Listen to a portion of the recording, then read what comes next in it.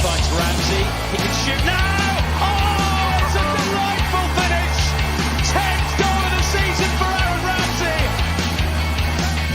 Tripping over the ball by the looks of it. No, he's still got right it. now, though. Walcott, off a chance. What are we going to see?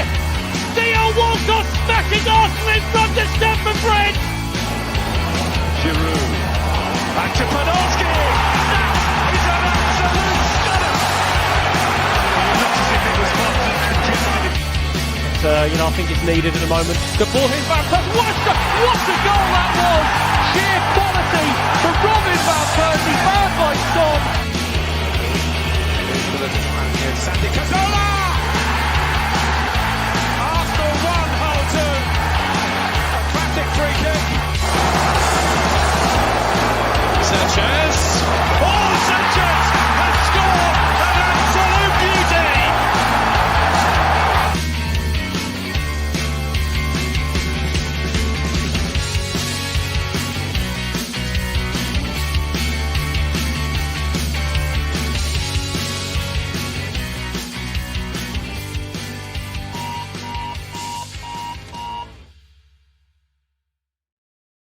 Hello and welcome to the Clock and Talk, an Arsenal podcast. I'm your host, Tez. You can get me at Gurner Tez. You can get the show at the Clock and Talk. And as always, we have Tony. How are you, buddy?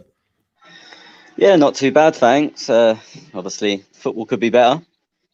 It's back, which is probably a good thing, but the results are not so much.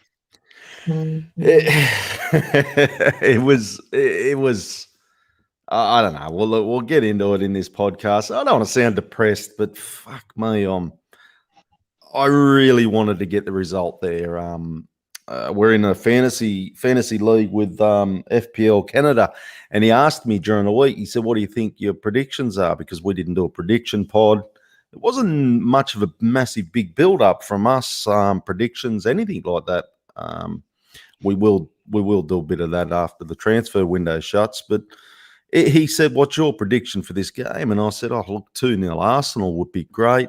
I'd love to get a clean sheet. I'd love to get a couple of goals. And 2-0, all right, the other fucking way." Tony, you went to the game live. You watched it with all your mates. Look, that'd be great to get back in the stadium like that, buddy. Yeah, so obviously I've been saying to anyone that listens that the result was shocking. The performance was horrible. It was horrendous. But a part of me, obviously it happened before the game, was so glad to be back. I mean, I met up with my mates from like 3 o'clock for an 8 o'clock kickoff, going to the pub, getting food, seeing people I hadn't seen for 18 months. And even though I might not be friends with them, when you see the same people at away games every week for 5-6 years, then suddenly you don't see them for 18 months. You might not even know their name, but you kind of come to miss them because you see them every week or every other week. So you'll see people that you've like nodded at and said hello to for 5 years, and you ain't got a fucking clue who they are. But it was good to see them. And I was talking to Jack earlier. He rang me, and he made a good point that there's some people we saw, and you kind of, with COVID, you don't even know if they're alive anymore. So just seeing people was good, and yeah, it's good to be back around my mates and whatnot. But yeah, I mean, me and my mates always say when we're going to football, the worst part of an away game is the football, and the day around it's always brilliant, and then Arsenal step up and ruin it. Yeah, step up and ruined it is a fucking massive understatement. I want to type of change the way we go about, breaking down these games and things. This season, I really want to, and Jack's not on today. Addy, I have not heard of Addy is he still alive?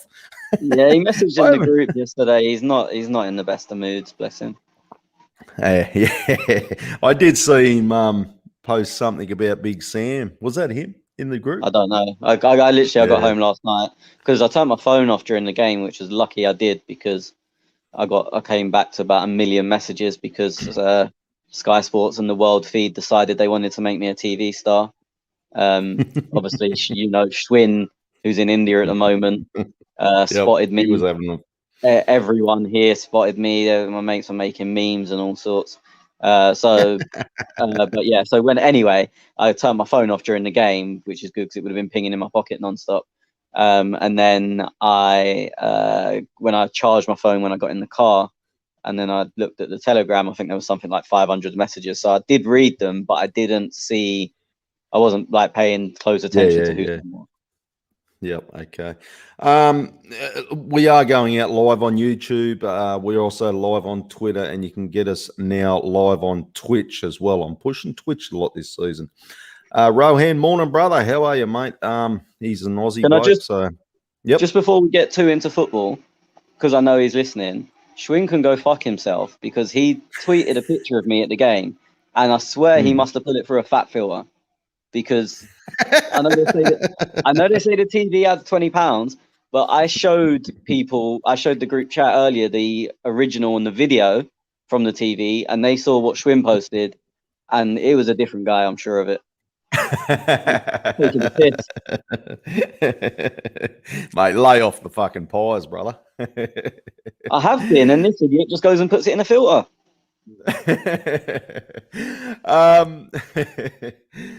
Yeah, look, we'll get into some football. Now, I was saying I want to change things a little bit, because we seem to go for 2 hours, and at the end of the 2 hours, which sometimes is great, but I sit there thinking, did we really cover much, or what was the story? So what I'm going to start off with, Tony, is, mate, I want your rant, your 2 minutes of whatever is in your fucking head on the thoughts of that game. And then we're going to go through, I'll do mine, then we'll go through the lineup. We'll break down a couple of the goals, and then we'll get into some questions. Yeah, I mean, we can only break down a couple of goals because there was only a couple, so we can't break down more than that. We were just completely not good enough. And look, the players on the pitch weren't our strongest players. We obviously had the issues with the lineup, but just the way we played, the system was horrible. We're a joke at right back. We haven't got one. But our whole system seemed to be the whole game, no matter what, give it to Tierney and hope. He was our whole left side. There was basically no one ahead of him because Gabby tucked in. It was just a mess, and I really want Arteta to succeed, because I agree with a lot of the principles he comes with. I know a lot of people think he's too disciplinarian, if that's the word, and too tough, but I like that. I think that's what we need, because we became an easy place to be a retirement home, and I moaned about that for too long. But I was sitting there yesterday just thinking, he's not doing himself any favors. Like, I can't defend that performance. Obviously, I want him to succeed, but I'm not going to lie to myself and everyone else. I watched that and thought, there is no way I can defend him. I thought the subs were horrible. I thought the systems were horrible. Just everything. And then the other thing I wanted to say, for all those people that have been telling me for 2 years that Balogun is better than Messi, Ronaldo, God, Allah, Mohamed, Aubameyang, Lacazette, even though I don't rate Lacazette, we need to talk, because you've been lying to me. That kid is nowhere near ready. He has the first touch of a 15-year-old Lukaku. He is a boy against men in terms of strength. I'm not digging him out because it was his debut. He's young. It was his first start in the Premier League, blah, blah, blah. So I'm not blaming him, but all those people that have been lying to me and themselves for 2 years, telling us that he's already our best striker, either they've never seen him play and they were chatting shit, or we need a serious chat about their football knowledge, because these people have had influence online. Like, people have been listening to them and going, but this at someone says Balogun is already better than Aubameyang. Shut up. Like, you've either never seen him play or you don't understand football. Yeah, it's hard to disagree with you there, buddy, because I was echoing exactly the same thoughts as I was watching the game. Yeah, look, I'm not going to repeat much of what you said, but I kind of echo a lot of your thoughts there. And one thing that really fucking bugged me prior to the game and then going into the game, and I don't know if you guys seen it because you were at the stadium, but Arteta's pre-match interview, you know, like, I know you're not going to give too much away, right? It's just you're keeping things up your sleeve. But for him to go, yeah, the boys are young, we've got a young squad, agree. Yes, they've got plenty of enthusiasm, agree. But then, and I watched the first probably 10 minutes and I'm like, yeah, they've gone out there like exactly what he said. And you're a young team with plenty of enthusiasm. Go out and be enthusiastic. Like, that's kind of what his game plan felt like it was, because I'm sitting there thinking, once again, here we are, a new fucking season, and I have no idea what this team is trying to do tactical. I've got nothing apart from Tierney running up that fucking left and putting some crosses in to a guy who in Balogun has, no disrespect, no fucking clue what he's even doing there. Like, men against boys, that's like a kid, preschool kid against fucking men. Like, I don't know. Look, for me, he was one who was a massive.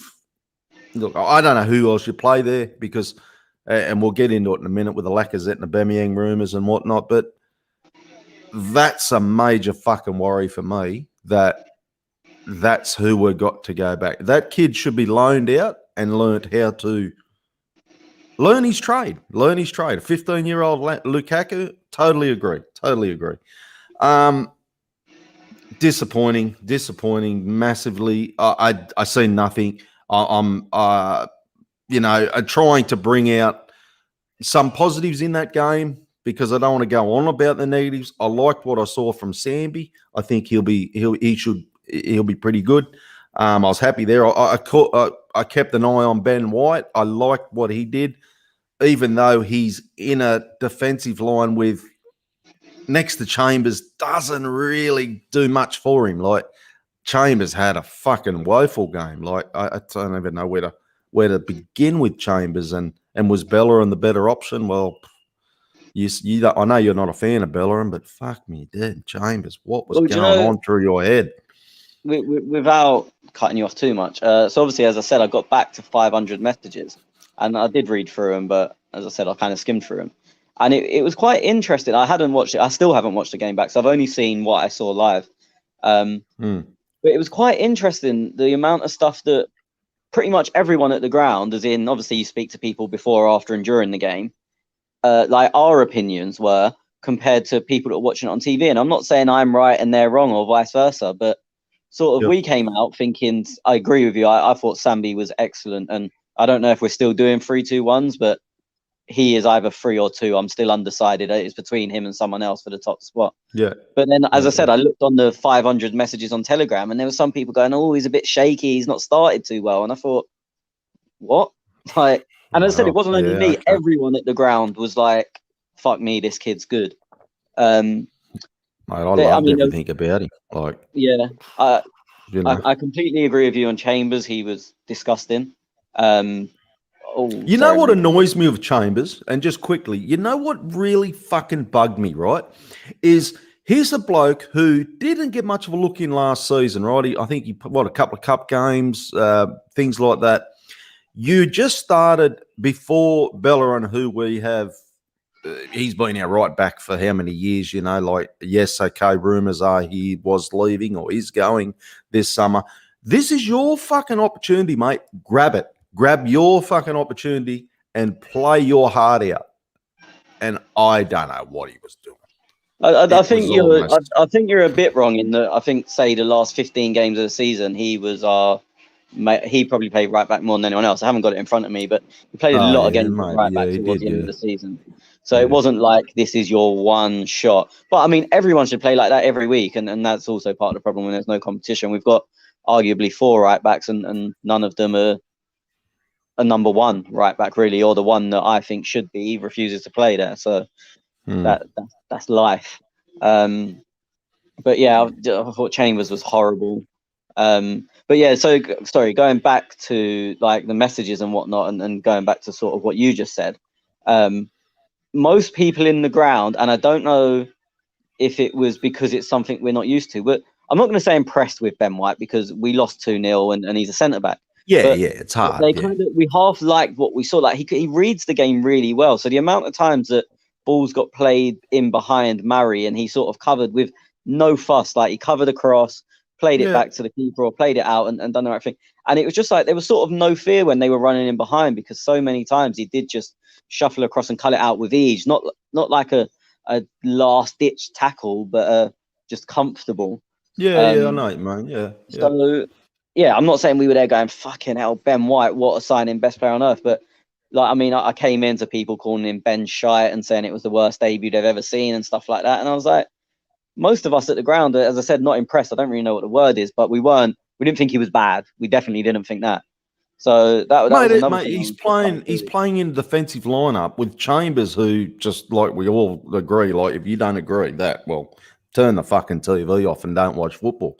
But Ben White, Pablo wasn't the Pablo I probably, like he was okay, but he wasn't, and Tierney just does what Tierney does. So I what actually, how do you stand out?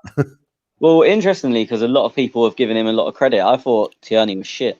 And this is, you know me, I love the guy. Yeah, you love Tierney, yeah. I thought, like, look, Tierney tends to go with the attitude, which is the right one, of work your bollocks off and you're a 6 out of 10. Then anything you do on top, you go up. So if you make a couple of good tackles or you put in a couple of good cross, you're 7 and 8 out of 10. Yesterday, he worked his bollocks off, as usual, but I thought his actual quality was generally pretty shit.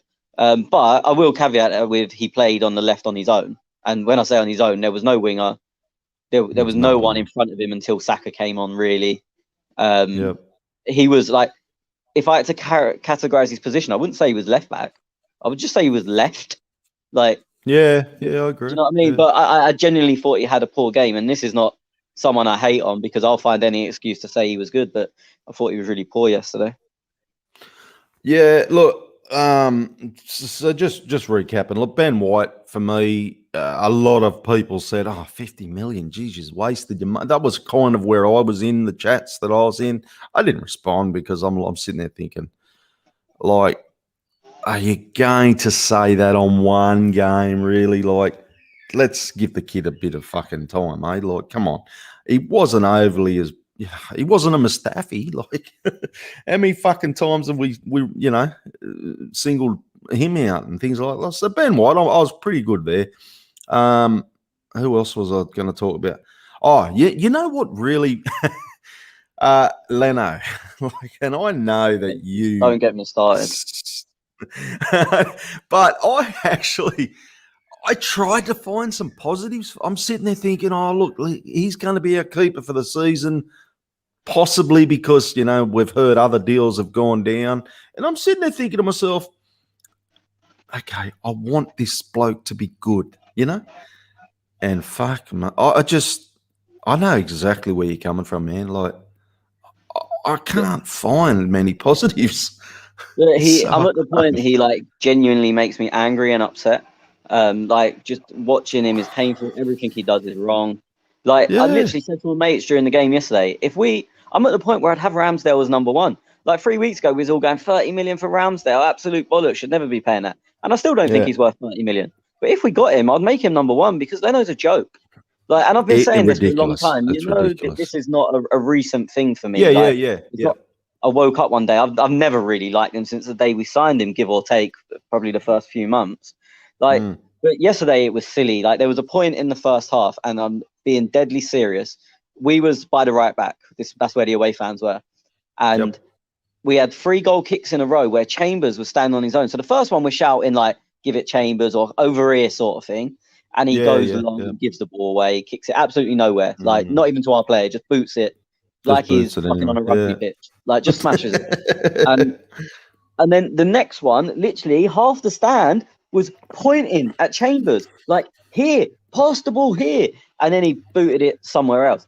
And by the third one, it was we was almost writing signs saying, gives the ball to this guy. And there was another one. And then Raylan massively showed him up, because they played the ball out to the left back every time. And for the first 60, Ray's kicking was absolute pinpoint.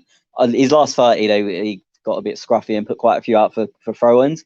But it was we couldn't get out because Leno takes half hour to kick the ball. And then when he does, he puts someone in trouble. Or from goal kicks, he doesn't give it to a man that's open, and it was Chambers most of the time. He just goes long. Whereas for them, their out ball, they was just pinging it to the left back. And there you go. They're sort of on the halfway line, ball at the feet, and they can build from there. Look, I got nothing for Leno. I'm I got nothing. Well, I nothing. said last week I think he's our biggest problem, and It's people thought I was crazy. That was a week ago. massive problem. Massive problem. I think he's our biggest problem. Stu's in the comments. I'll get your comments in a second, buddy. And Rohan, he's commenting as well. So I'll get to them comments in the chat. Drop your thoughts in the chat, and I'll definitely get to them shortly. The other one, yeah. So look, that's pretty much the way it sums up for me. Without going too much, I will get into the goals now, the mistakes. Did you see when you were watching? Because you guys see it at a broader, you see the width of the field, you see the runs where you kind of don't see much of that on the TV. Did you see like tactically what we were trying to do or anything? I just trying to get my head around it as well. Yeah, it was the same shit every time. Gabby tucked narrow almost like a second strike. Not central, but more central than a left winger would be. And KT went on the overload, and we tried to build down the left. It's not even an overload, because an overload would be 2 or 3 people there. It was KT went into the space where Gabby not is meant to be, but where a left winger is meant to be, but we don't have one. And then just tried to beat his man and get a crossing, or get a crossing without beating his man. That was pretty much it. Or we hoped for a bit of brilliance from Smith Rowe. And he had a few times on the half turn where he got the ball, turned his man, and drove through the middle. And that was it. It was either hope Smith Rowe does something in the middle, or no matter where the ball is, and it was so obvious at times it was ridiculous, try and work it to the left for KT. There was times we had the ball on the right wing, and you knew that they were going to go across the field just to try and give it to KT. It was like, there was one time in the second half, and I remember it was in the 47th minute. I remember it was just after half time when Xhaka should have played Gabby in the area, and he went wide to KT. And I remember even at the ground without a replay, we all saw it at the time. We were like, why has he not played him in? But then now it's not a meme, but now there's like photos going around of it. What's he doing? But I don't blame Xhaka for it, because it was so obvious that our instruction was just to give it to KT that I do half blame Xhaka for it, because he should be looking up and should be aware. But he's not even looked at the pass that puts Gabby in one-on-one, because he's going by the instructions of just give it to KT. It was madness. I don't think this at all, but sometimes our attack is not better, but much more varied when KT doesn't play, because we're so reliant on giving it to him, because he beats his fullback or his opposite man so often and puts a cross in, that we kind of rely on that. Whereas when he's not there, you're not going to give it to Cedric to do that, or Maitland-Niles if he's playing on the wrong side, on the left side. So our attack gets more varied. We mix it up a bit. Whereas I think when KT's there, which is so one-dimensional, it's not his fault. It's because he's good. But I wish we'd vary it up when he's there, so teams don't know what's happening. Yeah, I hear what you're saying. I was hoping you might say something else with tactics. I was looking for anything really, grasping at straws kind of thing, which is a worry, because I think to myself, well, coming up games, I'm very fucking concerned. But I'm going to get into a couple of these comments. Rowan, he needs to know what's the timestamp on the game to find Tony. Is it on Schwinn's Twitter? No, he just put a picture, but he covered my face. I put it in the Telegram chat. I don't know, because people sent it to me. I know we was 1-0 down, but that could have been anything from 1 second after the goal to 1 second before the second goal. I don't know. I could probably find it. If I do, I'll send it to him. Like, as in, I'll find the time. But I've already put the videos and the pictures in the Telegram chat anyway. And you look very pissed off. I was. I mean, the second one, the video is so funny, and obviously I know you've seen it, because I was just moaning constantly, as you can see. And I don't think anyone was really listening to me, which is pretty much the story of my life. But it's what you do. I don't know. I'd love to know what I was saying. Like, I'd love to get a lip reader, because I ain't got a fucking clue what I'm saying. It's like, obviously, because I don't even know when it was. I've seen a couple of eye rolls, and look, just you weren't happy camper at all. No, the amount of people that saw me, as I said, I got so many messages, so many tweets, so many like Instagram, WhatsApp, Facebook, everything, and everyone was just like, "You look doubly pissed off." It's like, yeah. I mean, there's about right. Okay, Stu, he's got a couple of. He's having a bit of a rant, old Stu here. So welcome to the chat, brother. Ben White got bullied aerially by championship level strikers, even under Belissa. Where am I? Whose system was what made him look half decent? I don't know if. Look, he isn't the best in the air. He isn't shit in the air. And a championship level striker doesn't mean a thing, because if you're saying okay, so put Messi against Stoke and tell the team to play long balls, and then when Messi doesn't win him, you go, he got bullied by a championship level defender. Put him in League Two, the same thing happens. So someone can be better in the air than you, but a League Two player, a conference player, like that's not even a thing that a championship level player is better than him in the air. Well, of course, because there's going to be some people that are good in the air, and that's not particularly his strength. He reads the game very well. He covers very well. He's playing out from the back is almost exceptional. Like, we can all pick aspects of anything. There's lots of positives there. There's lots that's what I mean. For me, it's just look, we've overpaid for him, and I'm not pretending we haven't. But this nitpicking of let's pick something he's not very good at and say someone in the championship's better than him. Okay, yeah, you're right. There is championship players that are better in the air than Ben White. You are 100% right. I agree with you. But I don't get your point. There's championship players with a better right foot than Messi. So Messi must be shit. Why why PSG paying him £50 million a year? Get that geezer from the championship. Millwall and Wigan, etc., caused mayhem. I thought Arsenal were truly moronic signing for him. Your opinion? Stu's not happy. Stu's not happy. My opinion is no better than anyone else's. First goal, he panics and fluffs his kick prior to Chambers. Sorry. I did just say your opinion was allowed. Go on, finish the question. Yeah, I read this before and I thought, I don't know. Second Ducks a header, 50 million for a defender with no passion to defend. Go on, Tony. I'll let you take it. Right. So you're going to blame the guy who panics and fluffs his kick despite Leno giving the ball away, Chambers having the worst touch ever, it going out for a corner that the ref didn't give, then Chambers hitting his clearance too short, getting beat, then the keeper got beat at the near post, and you're going to blame Ben White. So I just said you're completely welcome to your opinion, and you are, but agendas are bullshit, and that's all you're coming with at the moment. Like, if you're going to blame someone, there's something that happened 10 phases before a goal, blame the guy who took the kickoff, because he kicked the game off and 15 minutes later we conceded. What a cunt he is. Like, I put it all down to Chambers for me. I thought it was that. It was okay, from Leno as well. I can say Leno as well, but Chambers was the guy I was thinking, oh, fucking hell, what'd you do that for? But Leno didn't really, you know what I mean? Like, Leno didn't. You can't get beat at your near post like that. But no, I don't expect him to make a save. But as I said, Chambers poor touch, took it down. Did go. I know, that's what I mean. Look, he may have made a mistake. I can't even really remember what Stu's talking about, but so I can't deny it happened. But even if it did, there was 4 mistakes after that. Yeah. Like, I know. Ramsdale is just as shit as Leno on crosses. A few flashy saves is all he does. Who do you say there? Anger file, basically, because he's English. He's essentially calling me racist. No, Leno's shit and can't kick a football. I couldn't care less about crosses. Leno's stuck to his line. I couldn't care if Ramsdale done the same thing. I'd just like someone that's able to kick the ball to an Arsenal player occasionally. And also, when they make a save, they don't push it straight back out to the nearest striker.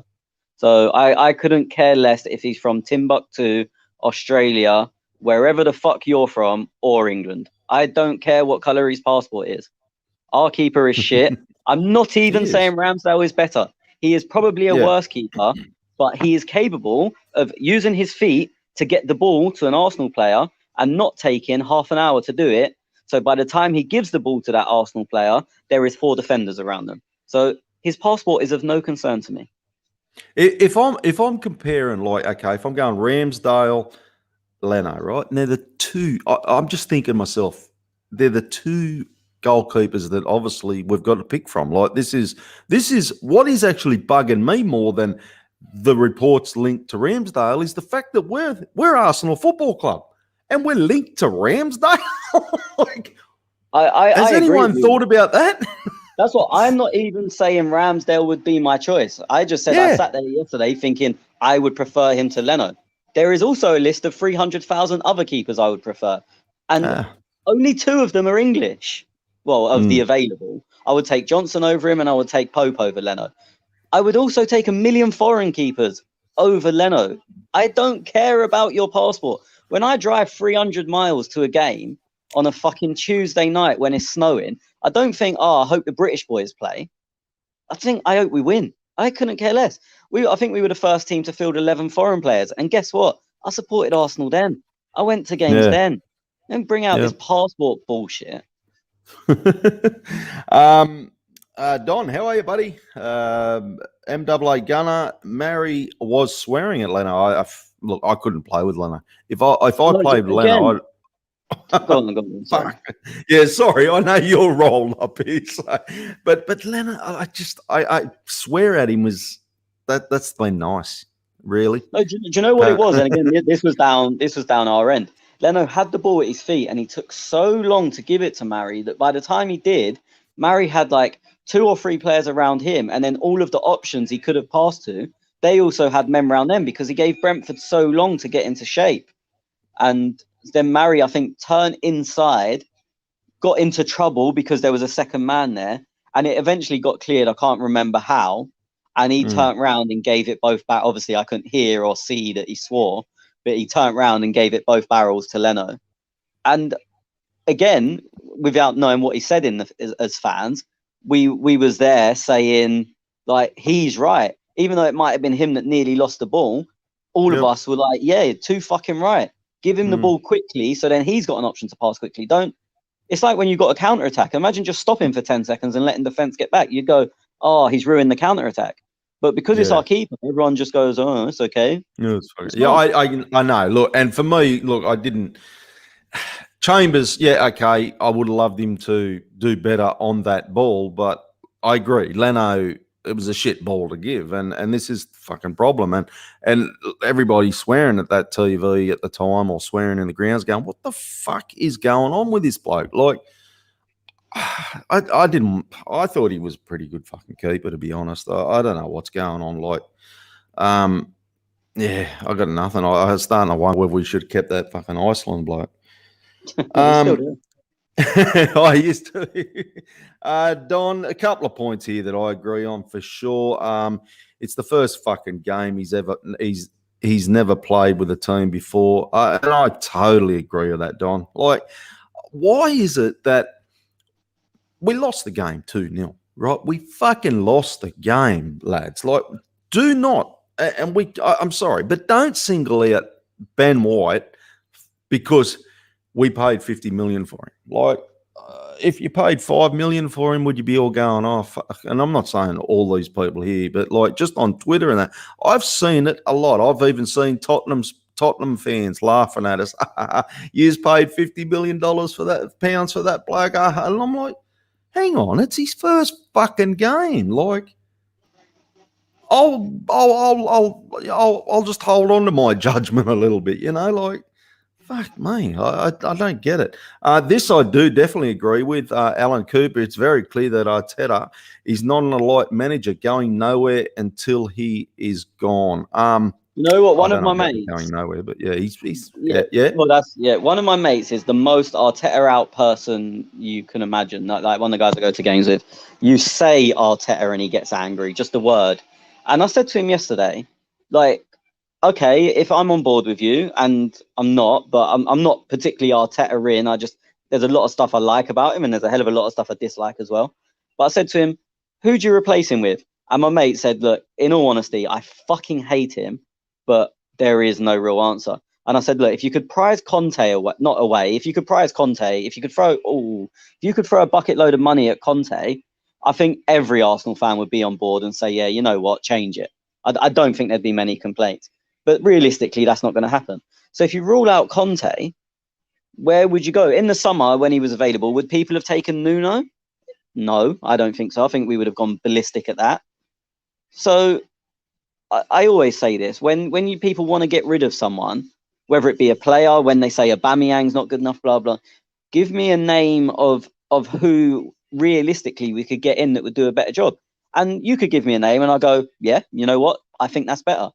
But I find it very hard with Arteta because Conte is the only one I can think of that I think we'd be happy with. And it's the same, but you get stupid answers because the same last season it was Balogun's better than Aubameyang, and we found out he's nowhere near. And with the manager situation, again, are we going to make that mistake where some fans go, oh, well, Eddie Howe's better. And then in a year's time, we're fucking 10 places worse off than we are now. And then we go, oh, actually, Eddie Howe weren't right. And some fans are complete knobheads.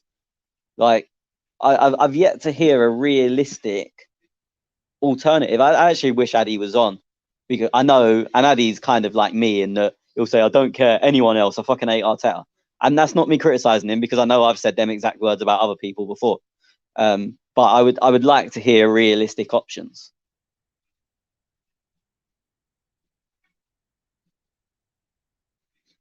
You're muted. Oh, okay. It seems like Tez has vanished. Oh, he's back. You there now? You got me? Yep. Yeah, good. Sorry, buddy. Yeah, look, I'm not going to sit here and give you, a list of managers, but I will just say the problem I have is the managers that are available, I don't think the fans would get behind. And I'm thinking, Well, like you that's mentioned, my Eddie point. Howe. That's Yeah, what I Eddie Howe. Nuno- No one's going to Nuno get is the other behind one. him. No. Right, and the same with Nuno. And people are going to go Allegri. Well, that's gone. That boat sailed. People Yeah, are going to gone. go Brendan Rodgers. Why the fuck would Brendan Rodgers leave where he is? Well, he signed a He's- new contract. He rejected Tottenham. He signed a new contract in December and rejected Tottenham. So Yeah, Patrick Vieira. There's another name that keeps. Well, hello. It's you know what I mean. Like people keep giving me names that are just never going to happen. well, and Like, also, I mean, maybe in 2 seasons. Vieira's been in a job for about a week, so he wouldn't leave. Like, Yeah, but again, he's not I gonna would. leave. Yeah, If we're talking about lack of experience, a lack of experience, why would you then go and get Paddy? Doesn't make sense. no. It's look. The only other one that I could think of, his name wise, is Fonseca at Roma. He was. I don't want him at Arsenal. Our we fans were wouldn't fucking happy. Our fans wouldn't take it. They wouldn't. No, they wouldn't. No. Okay, a couple more comments coming through. That was Alan. Don says, for me, it's the Cronkies. It doesn't matter which manager we have. Okay, that's.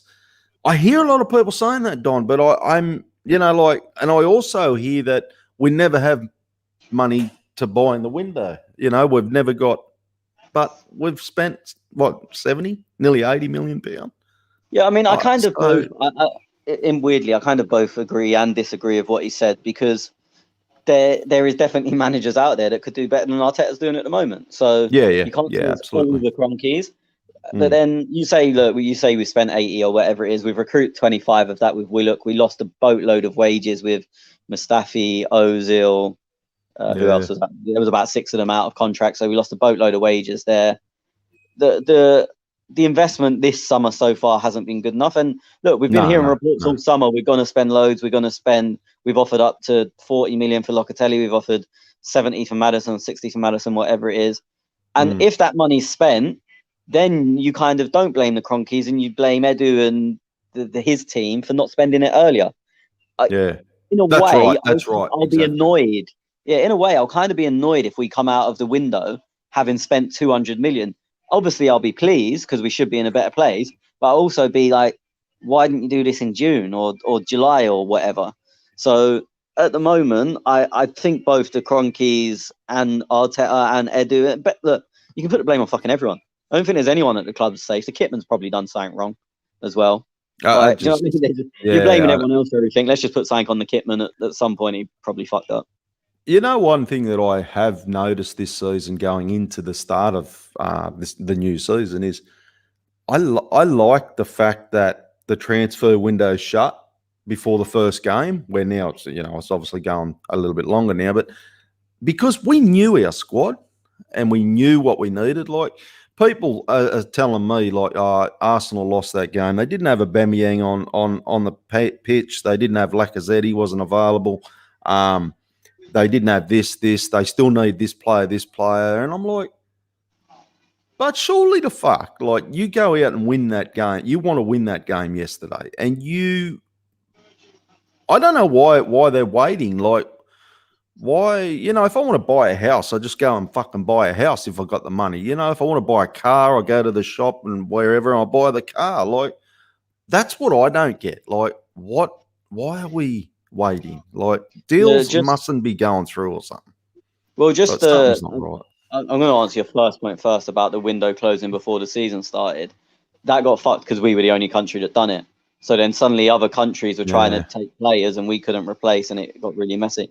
In an ideal world, the whole of Europe would do it and it would make sense.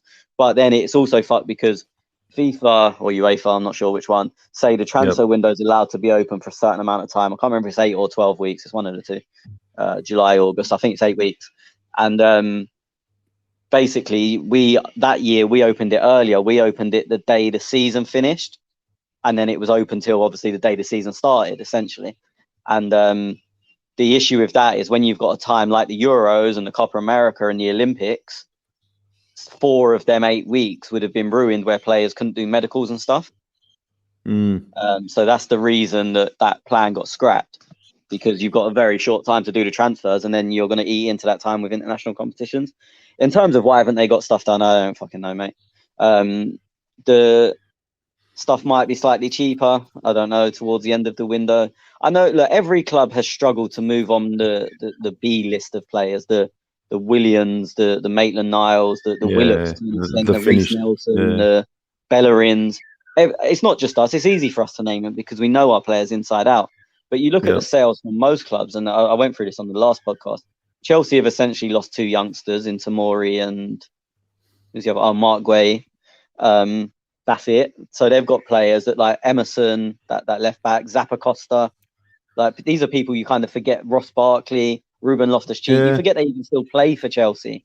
It seems like they've sold Tammy Abraham today, but no, like he's gone to Roma. Apparently, he's having a medical tomorrow. Yeah, okay.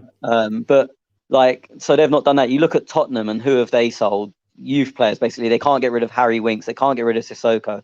Aurier's still there. Ben Davies is still there. So it's the same thing. Like I've just named Chelsea and Tottenham, but you can go to Liverpool. Shaqiri's still there. Harry Wilson they got rid of, but who was the other one? Origi's still there. Chamberlain, I know he started today, but they don't really want him there. But no one's offering more than £4.50. Like Nat Phillips is still there. They've got 8 centre backs and they can't get rid of any of them, or not the ones that they don't want. Again, Man United haven't sold anyone. Like no one sold anyone. So it's very easy for us to be angry at Arsenal, and I'm angry too, so I'm not defending them. But one of the big problems of this market is the B-list players are, whether no one wants them or no one wants to pay for them or no one's got the money to pay for them, I don't know what it is, but they're just not going anywhere. Yeah, but I'm on the other side though, Tony. Bring the new. Okay. If you can't get rid of them, that's fine. But let's bring in whoever we need to bring in. Like, yeah, but then you've got to think on a wages sense because you've got to pay them all, and just on a complete budget sense, you're going to end up. Say our squad's 25 men, which is the most it can be, and then you go and buy 6 players, but don't get rid of any.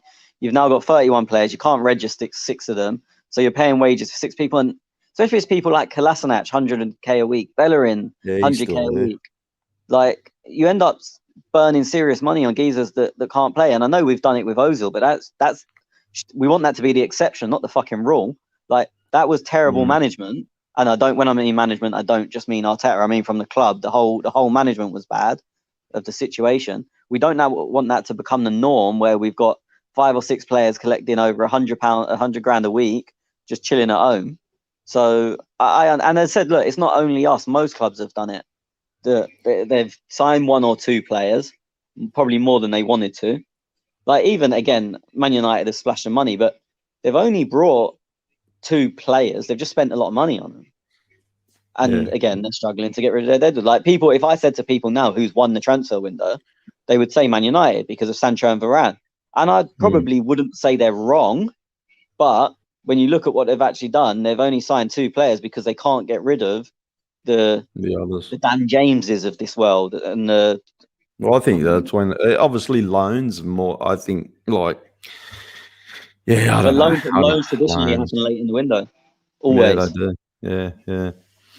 Okay, let's talk about these couple of goals. As I said, I don't want to go through the whole game anymore. I just, we've discussed the game pretty much in 40 minutes, which is better than going through it all. The first goal, Tony, I'll let you talk about that one. I'm just looking what minute it was, sorry. 22nd minute, was it? I don't know. Yeah, but anyway. Yeah, I mean, look, I kind of covered it when the guy was hammering Ben White earlier. It's the ball went off. The officials yesterday were a joke, and that is not why we lost, because we were a bigger joke. But they were really bad. They were bad, yeah. But yeah, I don't even like bringing it up because it sounds like an excuse, and we didn't deserve anything, so it's not an excuse. But yeah, Chambers. I mean, it started off from Leno giving the ball away. I can't remember if it was a goal kick or the ball was in his hands, but he kicked it and gave it away. Look, there was a couple of phases after that. So Leno giving the ball away isn't a major factor. They, as I said, Chambers miscontrolled it. It went off. It should have been another corner. He tried to rush it to stop them getting a corner, but shanked the clearance. Then they played the ball across, and then Chambers again. He's showing a winger inside, which you should never do. The guys had a shot, and Leno's got beat at his near post, which you should never do. We was the side. We was that side, and people around us, and including me, were like, at first they were like, I thought it went in the side netting because there's no way a keeper can get beat from there, but obviously he did. Yeah, I mean, look, it's poor from both. It's really poor from Chambers and really poor from Leno for me. What Leno? Look, what I don't understand though is with Leno, I don't understand his process thinking, because he's putting immediate pressure back on himself, and I think, like, surely you've just got to be good at fucking getting rid of the ball. Like, why do you keep giving the ball to someone who then, you get the pressure straight back again? Like, I just can't understand his thinking. Honestly, I can't get it. Surely he must know he's fucking it up. No, his thinking is, if I give the ball to another Arsenal player, it's now their fault. He would honestly, if you had 9 men around you and there was a gap just to get the ball through, but as soon as you touch it, them 9 men are going to rob you for everything you've ever owned. He would give you that ball and say, it's your fault, you lost the ball. He does it all the time. And he's done it for a long time. He tends to complete his passes. Like the one where Murray went mad at him, the MWA gunner brought up. The pass was completed, but it was completed to a guy that had 4 geezers around him. Like, that's not football. That's verging on gang rape. Pass. Okay, this second goal, I watched it twice, 3 times, 4 times, and I'm sitting there thinking to myself, was that luck by them, or was it actual something that somebody done right? I don't know. You know what I mean? Like, it was one of them ones that, if anything, was it Chambers? He was front post, and I was thinking to myself, could he have got a head on it? And maybe, and you know what I mean? It was one of them goals that I was like, maybe a freak goal. I don't know. What was your thoughts on the second goal? It was down the other end, and I've not really seen a replay. I've only seen one on the big screen in the ground, which weren't the biggest screen. I mean, first off, it's a long throw. You can't, as soon as it bounces, you're in trouble. If a long throw bounces, absolutely. you're fucked. And whose fault it was? It bounces. I don't know. I've seen people blame KT, and as bad as I thought KT had of a game, the geezer had a 3-yard, 5-yard run on him. He was never going to win that ball in the air. And KT can jump. I know when he signed, I don't know if it's still the same, he broke our jumping record, standing jumping record. So it's not like, I know KT's not the biggest guy, but it's not like he can't get up. But that guy had a run on him, and it was, I mean, my only question, and I've only really seen the still images of it, is, was it a foul on Leno? It looks it from the still pictures. From live, I didn't see it because it was down the other end. From the still images I've seen, as in not videos, like just pictures, it looks like a foul. Others have said it was definitely a foul, but Leno didn't have to do enough to buy it. He just sort of stood there. I'm not going to criticize Leno for this because I just don't know. It's a weird one though, isn't it? Because you can't be offside from a throw on. Their geezers obviously pinned the keeper, which for me, I know you can't be offside, but as soon as you're pinning the keeper, it's surely obstruction because he can't come and get that ball. The issue is with Leno, he doesn't try it. I don't want to bring this back to a Martinez debate. Where Martinez is a bigger, stronger man physically, Martinez tries to wrestle him a bit and come for the ball, or any keeper that comes off their line. I'm just saying Martinez because obviously he's been with us. But any keeper that's used to coming off their line, they wrestle the guy a bit, come out and try and get the ball. And even if they don't get there, 9 times out of 10, they get the foul for obstruction. Where Leno lets himself be bullied. Like the guy stands in front of him and Leno just lets him. So the ref's saying the ref's not going to give a foul because the geezer's not doing anything. Leno, in a way, Leno has to foul him, but he'll get the decision, which is stupid. Do you know what I mean? If Leno starts wrestling with him, they go, "Oh, that guy shouldn't be there. He's blocking the keeper off." Defender's free kick. And yeah, I don't know who to. Like I said, I don't know who to blame. And MAA Gunner, he mentions that they said on the commentary that Brentford worked on that throw routine the day before. And you know where I just think it was great, a great play by them. Like I was like, here's a team who want to win this game and they want to, and they're fighting. You know what I mean? They're thinking outside the box to win it, and they're taking the risks. I disagree with. I mean, if they did have the guy work on it, I don't know, but I don't think it's like a great set piece. And I also, if they did it, they can't have had a guy that said throw the ball in, and Arsenal are going to make 3 or 4 mistakes, let it bounce, let you get a run on their defender, bounce over another defender. Like you can't make plans like that. Yeah. So to me, if there was a set piece coach involved, that for me that's a hit and hope, which is fine, and all teams do it. But that's not like do you know you see a well-worked corner where someone might run to the front post, drag a defender, and you play it to the edge, and you go, yeah, that's a set piece coach has done that. Or you see another corner where you just sort of play it in the box and someone gets their head on it and you score. They're both worth 1 goal, so they're both fine. I'm not criticizing, but that's not the type of thing we go, wow, look at that set piece coach. Yeah. I was more thinking it was they were taking the risk, like get the ball in the box, get the ball right there. I think it was Pinnock that took the throw.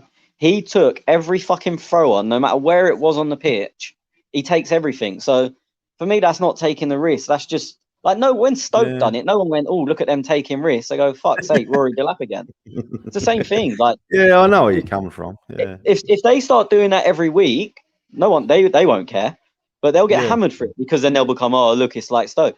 Because they're new and it's the first time it's happened, people go, oh, it's inventive. No, it's not. It's a long throw. They're as old as time. So yeah, look, as I said, the second goal, I don't know who to blame. Like you could sit there and go, well, was it his fault? I don't know. I think Chambers was on when I just over Chambers' head. I don't think he would have got it. It bounced. It did. Yeah, as you said, man, a bouncing ball in that position it's probably it's a high percentage of a goal, basically. Yeah, that's about it. Do you want to do 3-2-1 this year? Because I didn't discuss it with you boys before, and Jack was still waiting for last year's result, so we have absolutely no idea. But I can whip up a little spreadsheet and we can do a 3-2-1, and I'll actually keep control of it if you want. I know this is on the go. Can do. I'm really struggling with a 1. I know 3 and 2. I'm not sure which order. So I can do. I don't. Yeah, why not? Yeah. Okay. Well, I'm going to go my 3-2 Sambi. Yeah. What's your 3? I think I'm going to go the same, just because I probably didn't expect it of him. As I said, for me, there's 2 of them you can't split, and obviously we'll find out when I do my 2 in a second. But maybe I expected it of the other guy, and I probably didn't expect it of Sambi. So I'll go 3 for him. Very good debut. I'm going to go 2 for Smith Rowe. Yep. I thought he's it's just consistently good. Like I said that to someone. I feel sorry for him. Yeah, literally, I was talking to a group of mates. It's like mixed. There's some Man United fans, there's some Chelsea fans, blah blah blah. I was in a group chat, and I said like I just got home, and I was like, oh, we were all shit. And one of them went, oh, like Lukonga was good, and I said, yeah, he was, to be fair. And one of them went, oh, Smith Rowe played well. And I went, I don't think he did. He's just good. Like, you know what I mean? He's just at that level now. He's just a good player. Like, it's not that isn't him playing well. That's just his level. Mm. Yeah, I saw you come. Oh, he set the bar, and he's. I'm looking forward to everything I see from that kid now. He is the real deal. I've only been I saying wasn't this, sure last year. Well, I wasn't sure. You know, he went on that loan, and then I thought, and you always said he's a good, but yeah, I've seen enough. He's the real deal for me. Yeah, consistently good. The one, look, this is hard. Like Pepe did a little bit. Granite was he? I thought, I like Granite, but I thought he was a little bit sluggish, slow, maybe, or it just, I don't know. There's something about Granite. I don't know. I don't know. I can't think of the words. He wasn't Granite that I. And I don't know whether that was Balogun's positioning, because I didn't see any kind of forward runs for him and Granite trying to put them balls through to him and things like that. So maybe that was, I don't know. It was hard on Granite to wonder whether why he had a sluggish game, I guess. Thinking one. Pablo, not Ben White, not Chambers, definitely not Leonard. I'm going to have to say Pepe. I think Pepe for the one. You know what? So I thought Pepe really struggled. I didn't think he was poor, but I thought they doubled up on him really quickly, and then he didn't really get in the game when he went up front. And I was quite shocked again when I went through the group chat and I looked a little bit on Twitter. I didn't do too much because I don't really like football Twitter, but I was quite shocked. People were going, "Oh yeah, I thought he was quite good." I didn't think he was bad. I just didn't think he was involved. But again, we always see the game different when I'm there than I do on TV. And I hate doing this. I hate every part of what I'm about to say. Saka was my one. I know he came on the 57th minute, but I thought he looked really bright. Everything went through him, and it showed. I think there was a stat, I saw this today, that in their time on the pitch, Gabby and Tierney, there was one pass between them in the 57 minutes that Gabby was on the left. Saka came on, and I think there was something like 21 between the two of them in the remaining 35 minutes or whatever it was. I just thought we looked a lot brighter.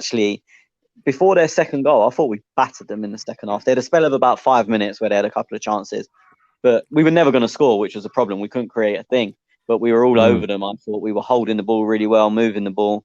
We just couldn't create anything, but I thought Saka was a big part of that. I thought he done really well when he came on. I don't like giving... I'm the same as you. I go through the list of the starters and I'm like, no. And then I look at the players that come on and I go, I didn't even think of the reserves. Yeah, Saka did change it up a little bit, and that, it was a great shout out for one. So I know you said you hate saying this, but mate, great shout out there. I'm trying to. I'm going to talk about Lacazette and Aubameyang. We'll get to everybody's questions in a minute. We've also got some questions coming through on Twitter as well, Facebook. I think there's some on TikTok and Instagram. So we're all over the fucking place at the moment. So yeah, we do have. I'll get to all them. There is reports though, Tony, that Aubameyang is on the way out, hence the reason he didn't play. I don't know if it's media speculating. There's also, same thing about Lacazette. And it all come around to after the match conference. Arteta didn't really go into much detail. So I think that's what's got the media into a bit of a frenzy. Arteta's comments, and I'm not quoting because it's not word for word, but it was something along the lines of, they were ill, and I think when he was prompted for a bit more explanation, he just moved on to something else. So that kind of threw a bit of a spanner in the works. Are you thinking that that's the case? I don't know if you've seen it or not, but what's your thoughts around it? I didn't. I've read the quotes from the press conference. I didn't watch it. As soon as I heard they was out, I don't know if I'm right. I don't know. Obviously, I knew the team news early, so it kind of... But I don't know if what I'm about to say is true. But as soon as I heard they were out, I was with my mate, and I went, COVID. And he was like, what? Because they're not allowed... because it's medical, is because it's an illness, not an injury. They're not allowed to officially say you've got COVID without permission. I don't know why Lacazette or Aubameyang would have denied permission if it is that, or why the club would have. But just saying unwell, and then them saying they're reportedly going to be out for the Chelsea game, which is 9 days from our game yesterday. For me, that screams COVID, because with an illness, how do you know you're going to be out for 10 days if you've got a cold? You don't. With COVID, at least you know, if you're isolating for 10 days or even isolating for a week and you've not trained, you're probably not going to be fit a couple of days later. So I think it's COVID, but that's just me putting two and two together. And I might be getting 100,000. You know what I mean? But I think it's COVID, especially with them being close and them they weren't in training 2 days before. People are going, but you have to report it to the league. No, you don't. And also, if you do, even if you did, they're still not allowed to say.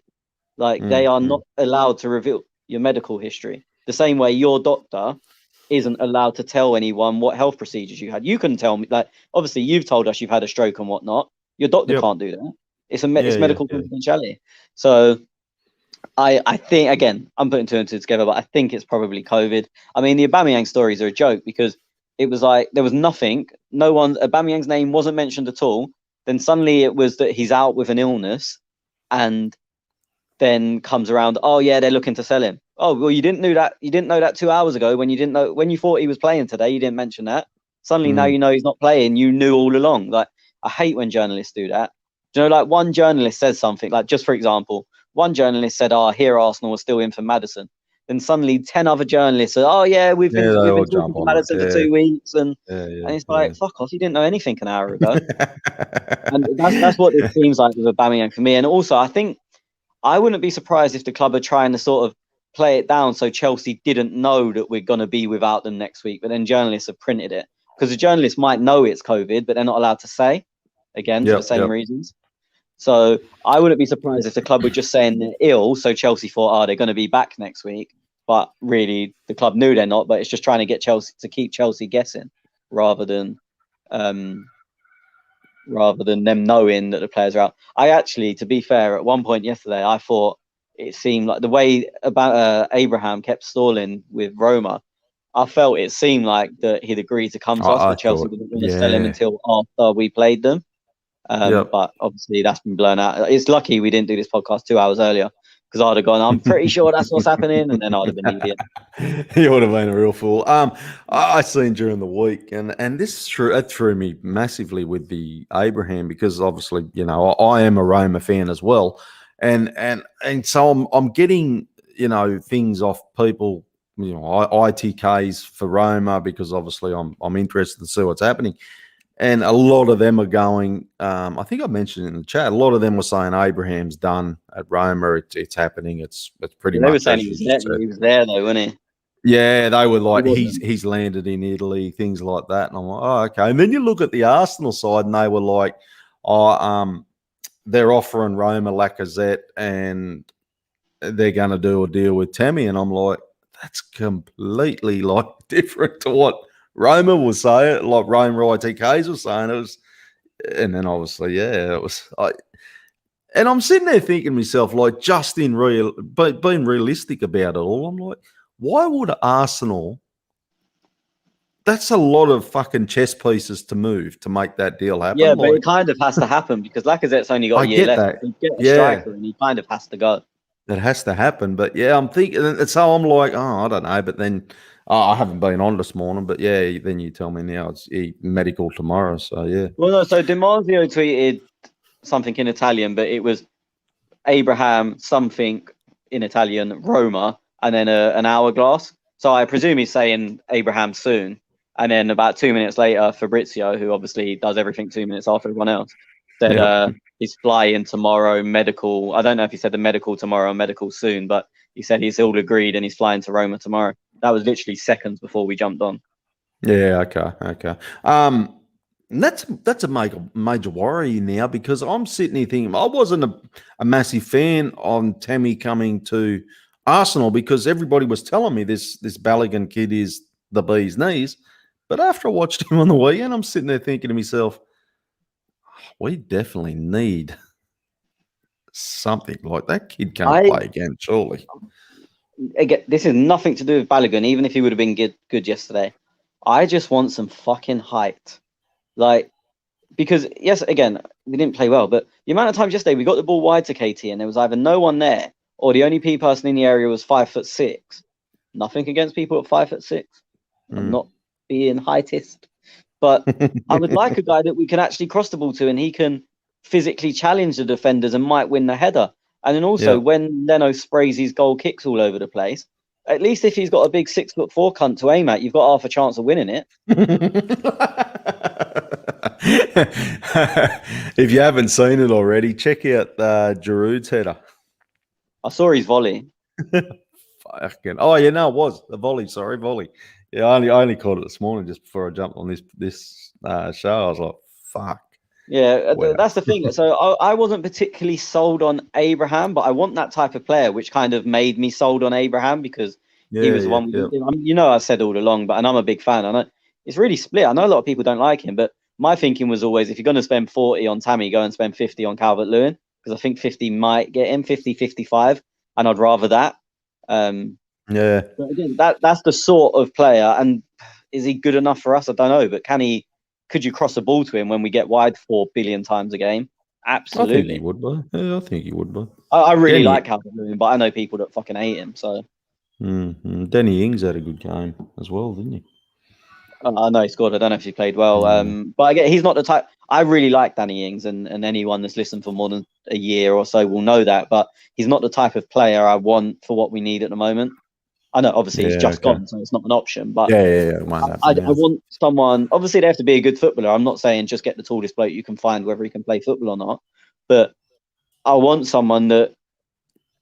I mean, like Giroud, that when we got the ball wide, you thought you was telling the players to cross it because you knew he had a chance of winning. You knew he had a chance to get it wide, and you kind of like, don't cross it. No, like you're wasting your time. Yeah, no one there. What did Ings go for? Didn't catch that. 29. Oh, okay.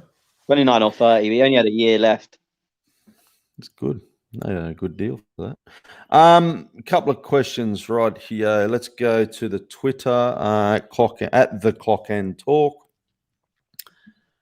I'm laughing at Schwinn. He's put up his little you with a emoji head on it. No, that's the one that makes me look mad fat. It's so annoying. That's a classic. Hang on, you know what I'm gonna fucking. But look at after. I mean, I know we're having a private conversation on air, but sorry, everyone. But after look at the Telegram at the actual pictures, and you'll be like, "You cheeky fucker."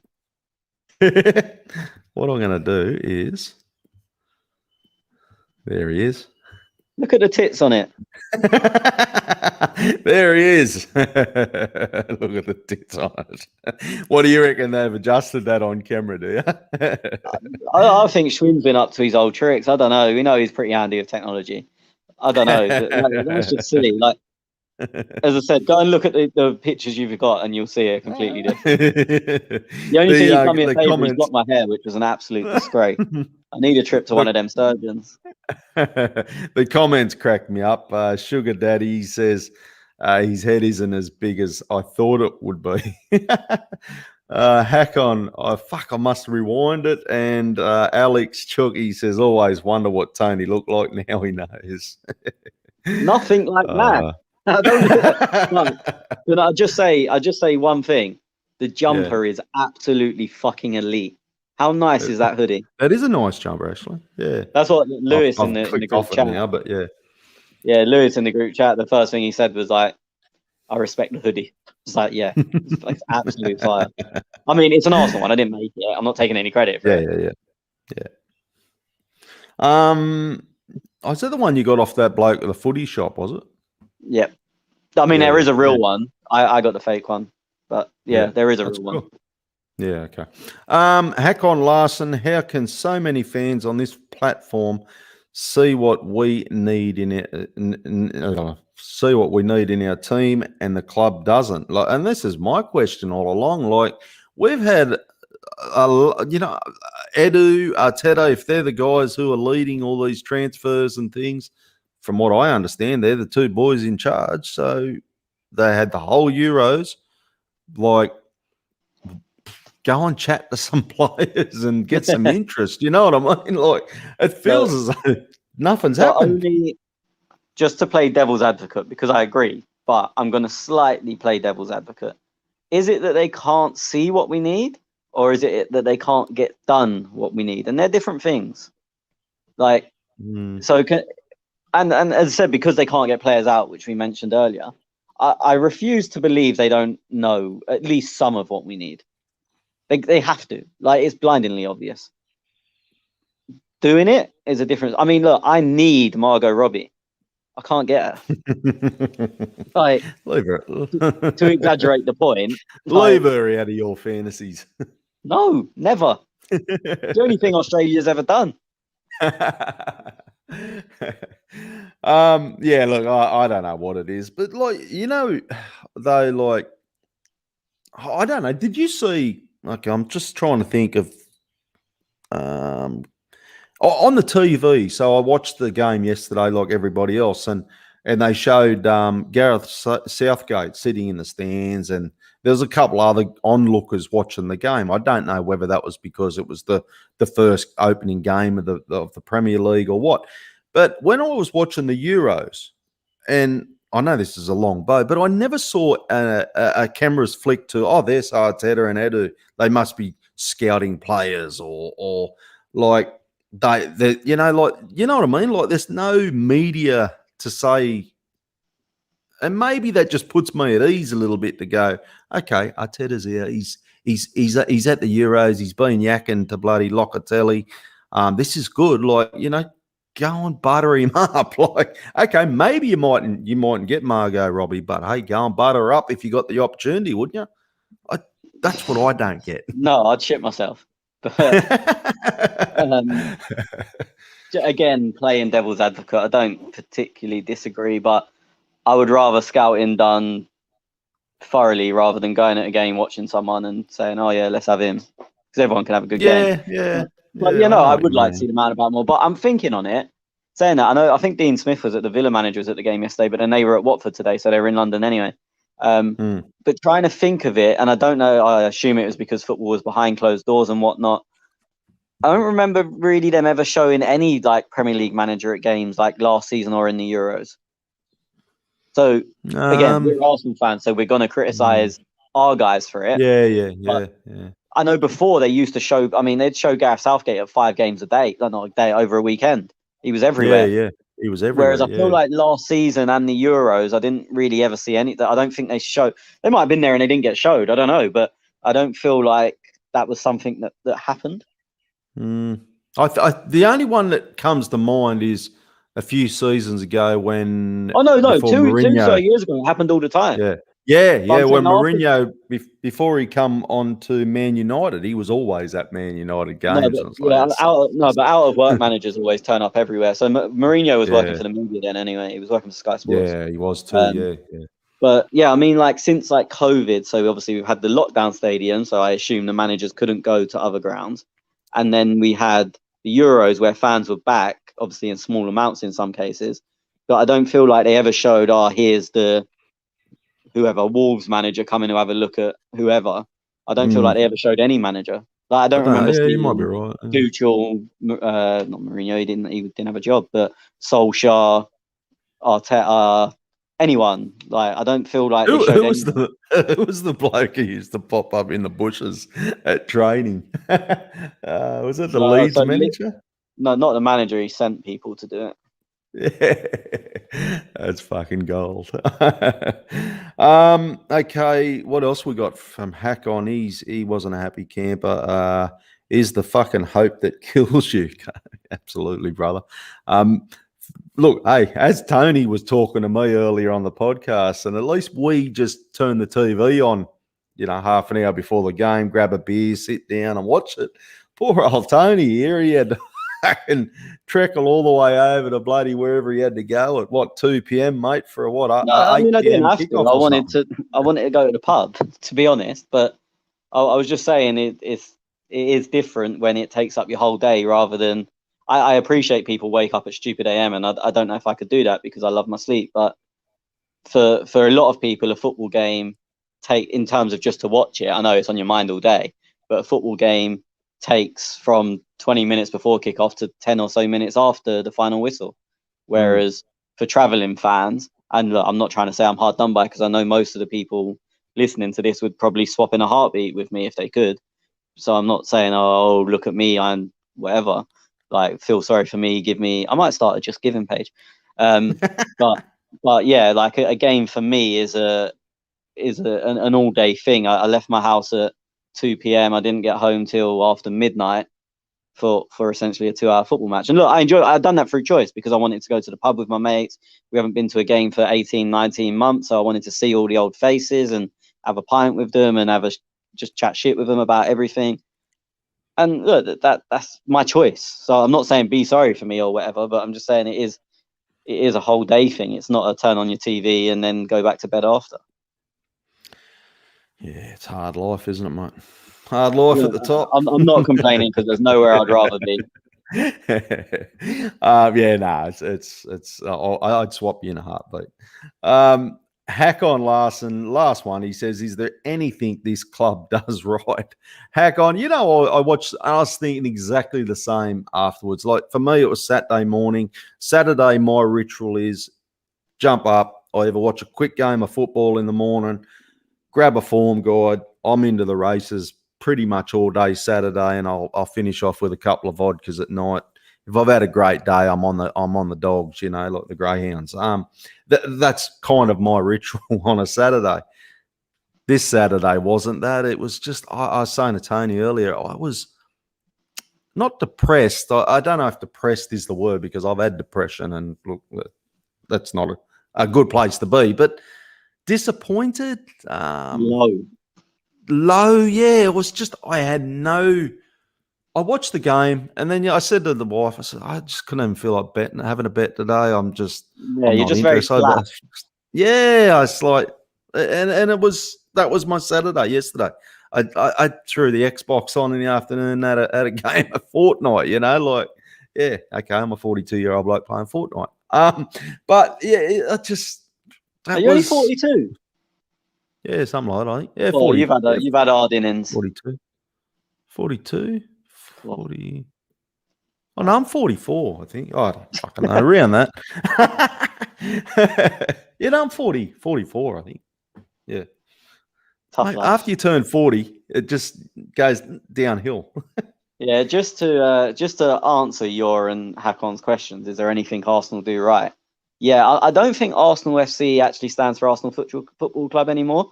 I think it's Arsenal Fashion Crew, because our kits are routinely unbelievable. Our training gear is amazing.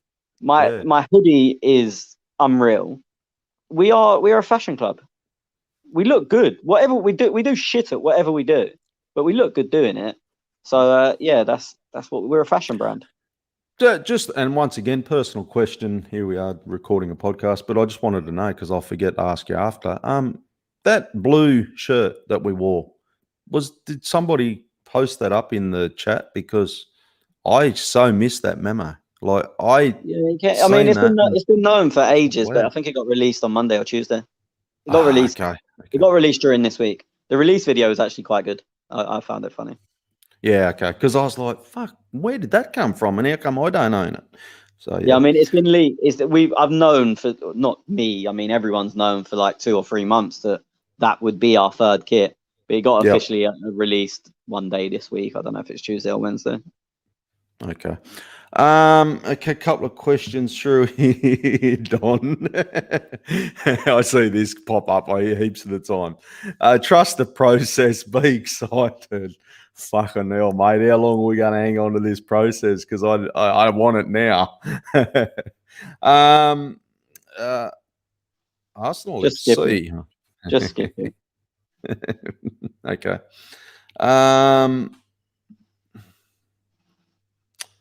Rowan says, the thing is, us fans know nothing about what happens behind closed doors. He's completely right. You know, when we're moaning, this ain't happening. But what we do know is what we can see. And what we can see is not enough business has been done. So I agree. We could be so close to 10 targets and everything could be fine tomorrow morning. But we can only judge on what we can physically see at the moment. And at the moment, we can see that we ended the season needing a keeper, a right back, a 10, a centre midfielder, and probably a striker.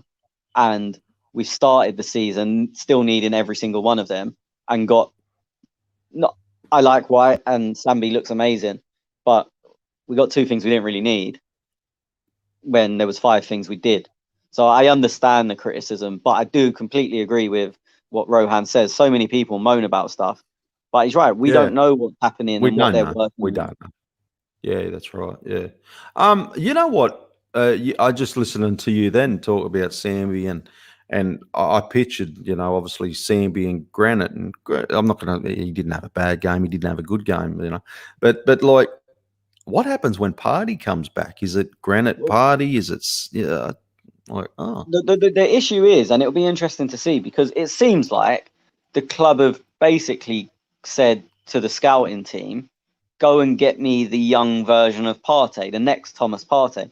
You look at especially like their stats graphs from like the last season, and they're pretty similar. Sambi's is obviously worse, but they're strong in the same areas and weak in the same areas. So will that mean they're going to struggle to or can't play together? That's something we'll only see when it happens. But yeah, I mean, if they can play together, there's an argument that do we need another centre mid? I would still say yeah, but and then where does El Neni fit in? Where does he play? He doesn't. He's 4th choice. Carabao Cup and FA Cup. Well, yeah, I mean that's going to be interesting. We've got West Brom away, which is not an easy game, but it doesn't matter in the Carabao Cup anyway. But so what would have been earmarked for that was Sambi and El Neni in the middle. But now with Partey out and Sambi playing in the first team, we're going to go to West Brom. And if we do rotate, I don't know if we will, but if we do rotate, we're going to have El Neni with Ainsley if he's still there. But that's a joke. Oh, yeah. Yeah, but it's silly because he's never going to play there. It's mad. I mean, we're all over the place. We know that. Yeah, we are. Trust the process, says Don. Trust the process. A couple more. There's a saying, if it makes sense, Arsenal won't do it. I can't disagree anymore. I agree with that, mate. I totally agree. And Rowan last, he says, get off Fortnite and come and play Apex with me, Tez. What the fuck's Apex? You'll have to... can I just go quickly, because there was a couple of things you missed earlier, so I'm just going to go back through them. MAA Gunner said, should we play a back 3 versus Chelsea? I personally wouldn't change. I also don't think we really got 3 centre-backs, considering Chambers has been playing at right back for so long. And then also, fuck knows who plays right wing back. And it changes everything. Where would you play Smith Rowe if we went back 3? You can't not play him at the moment. So I wouldn't. But then fuck knows. Jono said City, Liverpool, Chelsea and United are so clear of the rest is scary. They're well clear of us. I mean, whether they're clear of everyone else, I don't really give a fuck. They probably are. In a way, you'd kind of hope they are, because it means we're not far away from everyone else. If there was 5 or 6 teams involved in that, you'd be more worried, because you'd be like, well, fuck, we're miles away from 7 and 8 teams. Someone claiming to be Ty from Arsenal Fan TV said we're only 3 points behind the top of the league. The double is still on. Have some faith. I disagree with him. The treble is still on because we're still in the League Cup as well. And aren't we in that other fucking cup that they made up last year? No. Oh, we didn't get in. But what is also what Arsenal fans and you ungrateful fuckers listening to this don't realise, we've had a really good day today. We started the day bottom and now we're outside the relegation zone. We've gained 3 places in one day and you fuckers are moaning. What the fuck are you on about? What's a day? Just got a couple on the Facebook as well, because I did share it on Facebook. And Rob, a mate of mine, he's also a Tottenham fan, so sometimes I don't usually say, take much notice.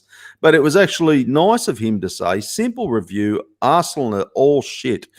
He says, serious though, they have a huge issue at the club that will not be solved until new ownership comes in. So that's from a Tottenham fan. He's thinking like, you boys are, that's almost like, I pity you poor fuckers, isn't it? Like, No, but the thing is, at the moment, Arsenal and Tottenham have got exactly the same issues.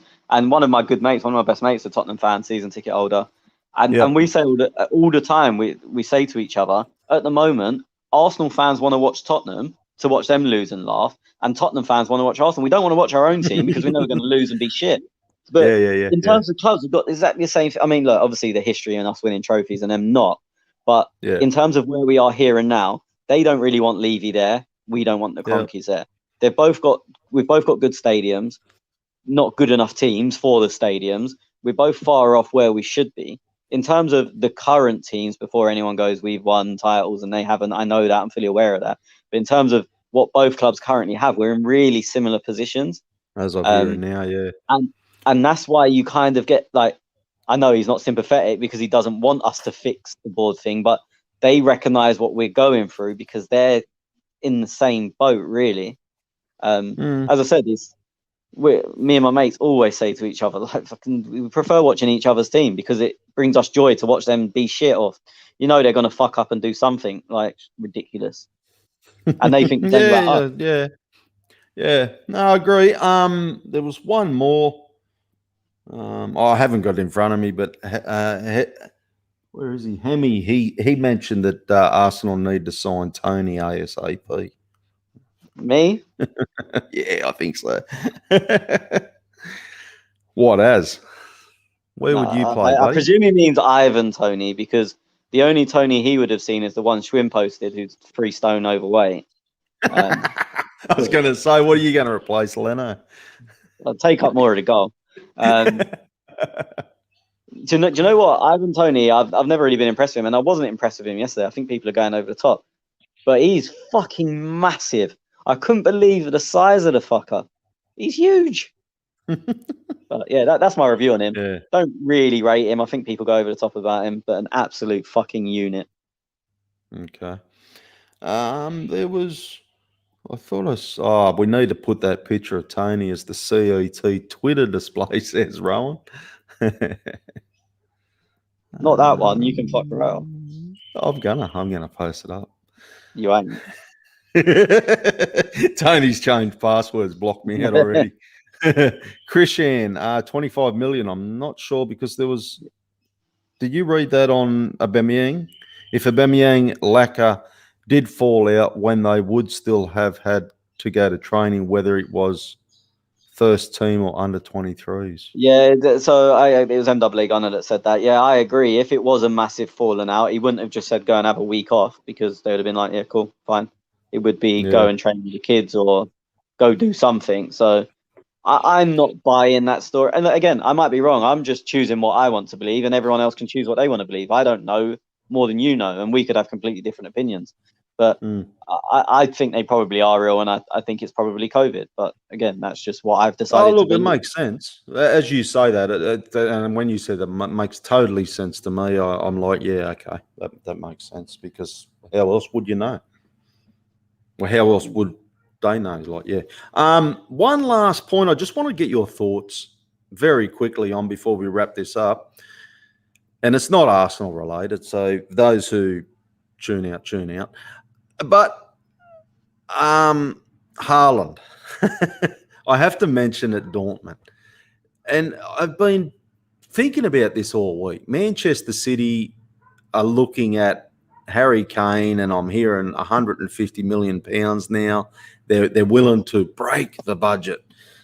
Would you not rather Haaland like that? I looked at that kid today for Dortmund. He 2 assists, 2 goals again. I'm thinking, this kid is a freak. Like, why would you just not pay the £150 million for him?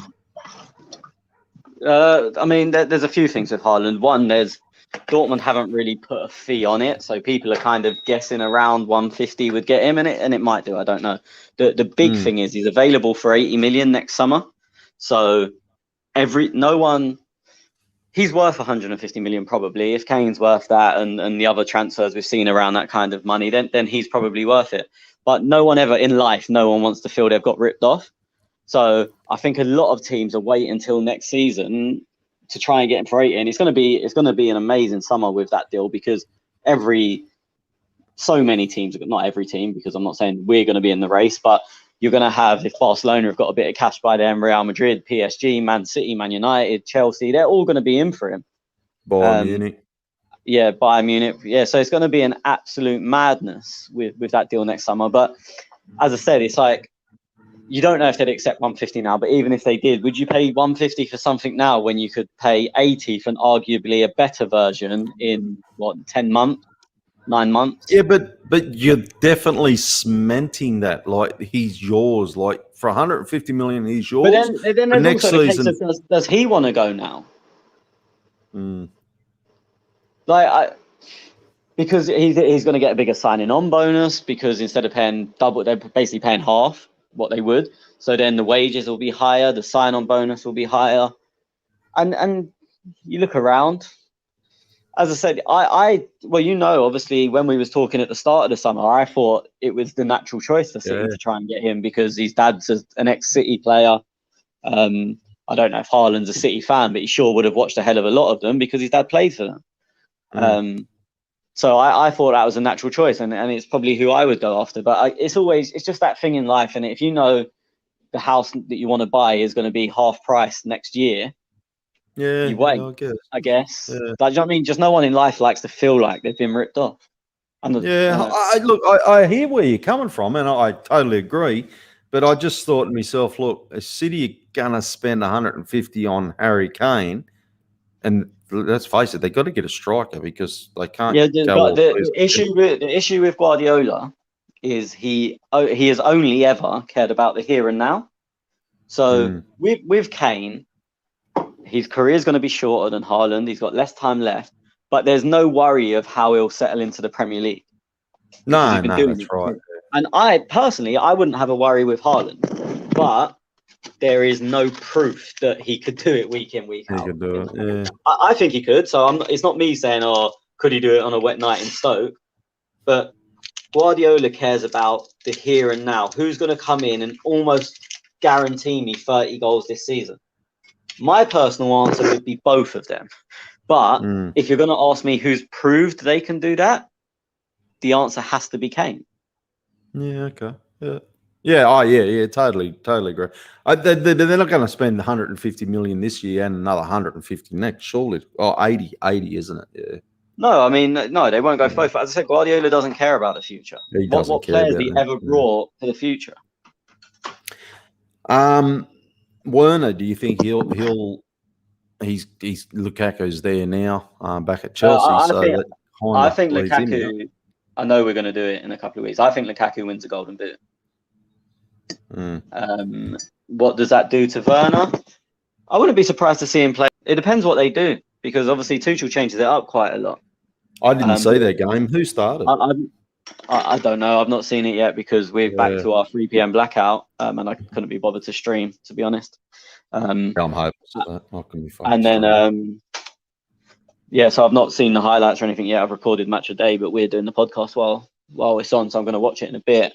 So I don't know who started, but I wouldn't be surprised if they still play. I know he mixes it up, but if they played a 5-2-3, which he's been playing quite a lot, then I wouldn't be surprised if Werner plays left of Lukaku, and then I don't know if it be Mount or Havertz or Pulisic or Ziyech right of him. Like, they'll mix it up, they'll rotate, but I don't think. Would it worry you if Lacazette, if we sold Lacazette and bought Werner? Yeah, massively. I know you don't rate Werner, but you don't like Lacazette either. So. No, but he doesn't. Werner, just forget rating him. His skill set doesn't solve the problems we need answering. Yeah, for me, that's just typical Arsenal. That's what, last day of the transfer window, they try and roll out some shit like that because everything else failed. So, hope not. No, I don't think so. Hope not. Okay, buddy, that's us. We're going to try and, I don't know whether, we might try and catch up during a week or something. We play Sunday, so 8 days from now for, what is it, 16 hours and 7 days from now. So then if we go the day after that, I guess. I've got to give a shout out. Well, I'm absolutely hopeless at shout outs, but there's a guy who contacted me about a book, Arsenal, something like that. I asked him what his schedule's like this week. So look out for that, because I might actually just sit down with him on my own. He's in Australia as well, so we'll probably sit down with him and we'll have a chat about his book. And I know it was, I think it was every season in regards to when Wenger was manager. So look out for that one. And I'm just gonna shout out as well to everybody. You'll notice on my Twitter, I'm actually I'm just going to talk quickly about my medical stuff. I have obviously accepted on what has happened to me. It has now nearly been 2 years. So I'm just going to, I'll be using this podcast as well, just to be a bit of a raise awareness, like, guys, do your checks, stay safe, get your hearts checked out and things like that. Things could have been different for me had I known that I had a heart disease, and I probably wouldn't have had an aortic dissection. So 2 years of my struggle has been accepting that and accepting my life changes. So I have now accepted that. I'm happy. I'm back healthy, well, as healthy as I can be for now. But yeah, I just an advocate. Look, I'm just going to say to you guys, shout out and get your checks, get your doctor to check your quick little blood checks, hearts, things like that. So you never know, it could sneak up on anyone. Righto, buddy, that's us. We'll catch up during the week or after next week. Yeah, no worries. Maybe Jack and Addy, they might pop back. I haven't even heard from them blokes, so no idea. But anyway. Okay, thank you for listening, and thank you for downloading the Clock and Talk on Arsenal podcast. You can get us on Twitter at the Clock and Talk. I'm your host, Tez. You get me at Gunner Tez. DM me anything, and if you've got some more photos or anything of Tony, some funny shit of Tony, send it over to my way. Send it over to me, because I'm so going to tweet that shit. All right, buddy. See you, mate. Adios.